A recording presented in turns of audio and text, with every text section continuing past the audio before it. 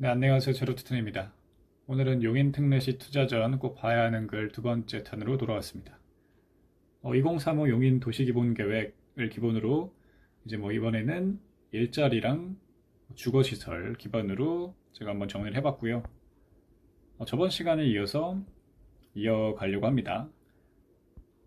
이제 일자리랑 주거에 대해서 좀 살펴볼 예정이고, 용인시 기본 개요와 교통말을 알고 싶은 분들은 저번 포스팅이랑 저번 영상을 한번 보시면 좋을 것 같습니다.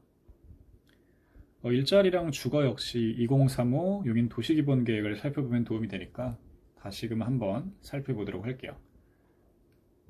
이제 여기서 붉은색으로 표시된 구역이 경제 도심 역할을 하는 수지 기흥 권역이고요.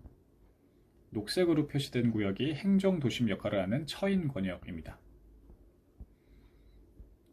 두 개의 경제 행정 도심을 운영해서 용인 GTX 구성역 인근으로는 경제 도심을, 용인시청 중심으로는 행정 도심을 만든다는 계획이 있었다고 제가 저번 시간에 말씀드렸는데, 나아가서 5개 지역 중심을 둔다고도 제가 추가적으로 오늘의 말씀을 드리려고 합니다. 우선은 첫 번째로 인근의 에버랜드가 위치한 포곡 모현 지역에는 한국외대 외국인 캠퍼스와 연계한 문화관광 기능을 강화를 하고요. 그리고 아래쪽이죠. 남사 이동 지역은 도시의 자족 기능을 활성화시켜서 복합 자족도 신도시를 조성한다고 합니다. 남사 이동읍에 있는 통삼 일반산업단지, 이동 도시개발사업, 완장 일반산업단지, 용천 일반산업단지가 그 일환이겠죠. 그리고 양지 쪽은 기존의 유통 업무 설비와 연계한 첨단 유통 복합단지를 조성을 하고, 광역교통망과 연계해서 수도권 남부의 밀로 기반을 강화한다는 계획이 있네요. 그리고 배감 지역은 자원을 활용해서 체류형 관광 거점을 조성하고 도시형 농업, 6차 산업을 육성한다고 합니다. 네, 현재는 제1바이오 산업단지와 배감 일반 산업단지를 추진적으로 보이네요. 그리고 원산면이죠.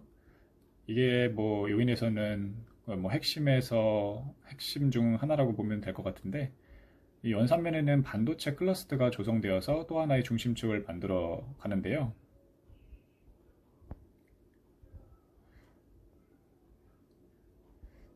이걸 보면 SK 하이닉스와 함께 대규모 반도체 클러스터를 조성한다는 계획이라고 보시면 될 것 같아요. 총 규모가 120조 원이라고 하는데 어마어마하죠, 그 규모가. 근데 그렇게 되면 좋은데 이제 토지 보상이랑 여러 이해관계로 인해서 추진이 좀 지연되고 좀 문제가 있어 보입니다. 올해 3월에 착공한다는 얘기도 있었는데 그 소식을 한번 체크를 해봐야 될 것 같습니다. 그리고 용인 반도체 클러스터 주변으로 점처럼 생긴 원삼 일반산업단지, 중능 일반산업단지도 반도체 클러스터와 함께서 지역에 활기를 불어넣어줄 감초 역할을 해줄 것으로 예상이 됩니다.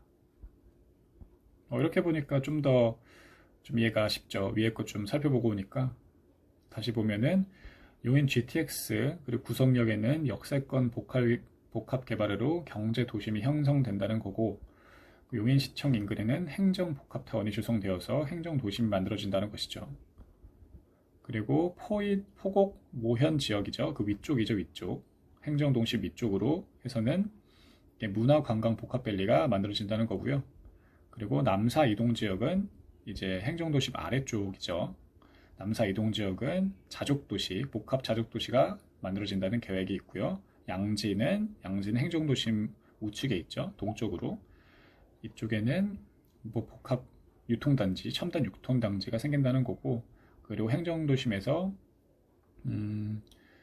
남동쪽으로 좀 내려가면 원삼이 있잖아요. 원삼에는 제가 아까 말씀드렸듯이 반도체 클러스터가 만들어진다는 것입니다. 그리고 거기에서 조금만 더 옆으로 가면 배감에는 6차 산업 이런 축이 만들어진다는 계획이 있다는 겁니다.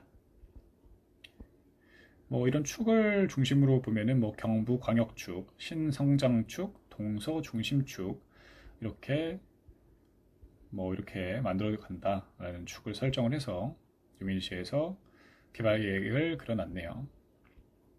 근데 이 내용은 제가 저번에도 말씀드렸듯이 2018년도에 수립한 계획의 내용입니다.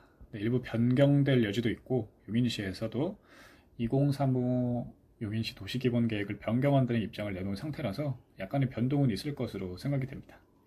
뭐 어찌됐든 앞으로는 용인시에서 경제도심을 용인역 GTS 뭐 이쪽으로 만든다는 계획을 수립을 했으니까 행정도심보다는 그래도 경제도심인 이쪽으로 예산이 많이 쏠릴 것 같다는 느낌이 듭니다. 그도 그럴 것이 이제 용인하면 떠오르는 삼성이 있잖아요. 삼성이 경제도심 역할을 하는 기흥구에 몰려 있습니다.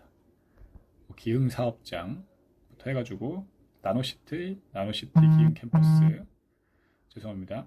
네, 삼성 디스플레이, 기흥 캠퍼스, 삼성전자, 공과대학교 그런 것도 많고요. 그리고 삼성 SDI죠. 배터리 만드는 삼성 SDI 본사도 기흥에 위치를 해 있습니다.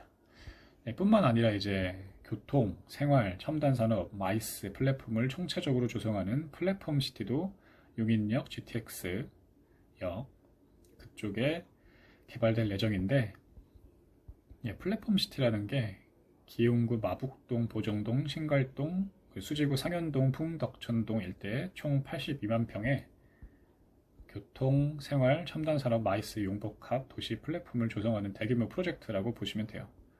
GTX 환승 센서도 설치를 하고, 그리고 뭐 녹지도 조성하고, 뭐 첨단 산업으로 IT, BT 관련된 다양한 업종을 유치를 하고, 마이스 플랫폼도 만든다. 다양한 뭐 교통부터 해서 생활, 마이스, 산업, 첨단 산업을 아우러서 플랫폼 시티를 만든다는 개발 계획을 갖고 있는 거죠. 용재를 적절히 배합을 해서 일자리랑 주거도 같이 조성을 한다고 하니까 이걸 한번 살펴보면 될 것 같고요. 그래서 이 플랫폼 시티에는 총 11,000가구가 공급될 예정이고, 준공 예정일인 2028년에는 약 26,000명이 거주할 미니 신도시급 이런 플랫폼 도시라고 보시면 될 것 같습니다. 이와 더불어서 추가적인 주택 공급에 대해서도 한번 알아볼게요. 용인 특례시 홈페이지에 가면은 이렇게 도시 계획에 대한 정보가 정리되어 있는데요. 이 링크를 한번 눌러보시면은 많이 나오십니다. 뭐 그 전에 살펴보면은 2019년 기준으로는 가구 수가 한 40만 정도로 가구 수가 집계가 됐고요. 40만 명이 아니라 40만입니다.